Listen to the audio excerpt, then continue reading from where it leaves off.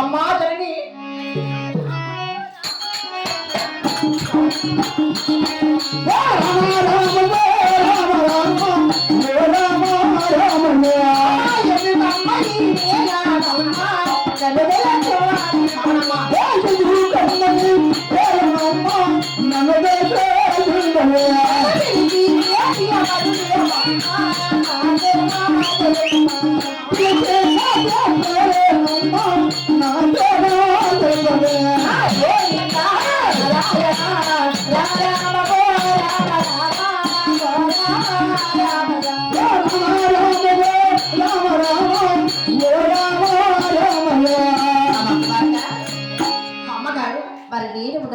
వచ్చి అమ్మా పిలిచావి. అవునమ్మా. నన్ను పిలిచిన పనులు ఏమిటో?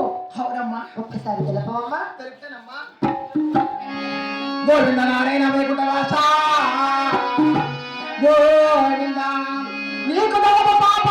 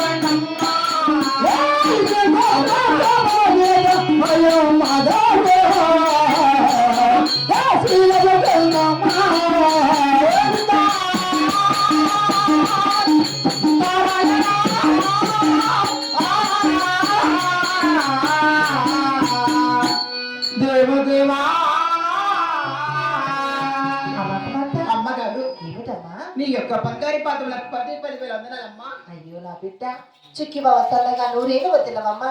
అలాగే నా మనసులో ఒక చిన్న కోరికమ్మా. అమ్మ కుమార్తె నీ మనసులో కోరిక?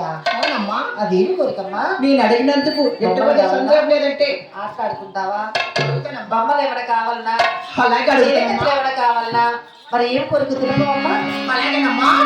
గోవింద నారాయణ వైకుంఠవాస గోవింద. అయ్యో అమ్మగారు మాయ మాతావు మాయ మాత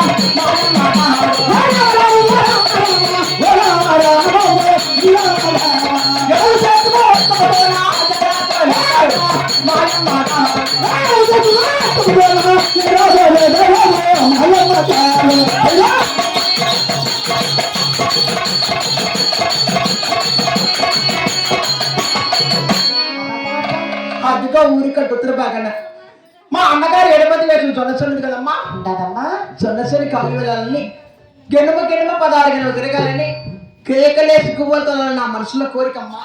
అంటే ఊరికి ఉత్తరాన నల్లడేగ బొమ్మల జొన్న చెనికాయలు పోవాలని అనుకున్నదా?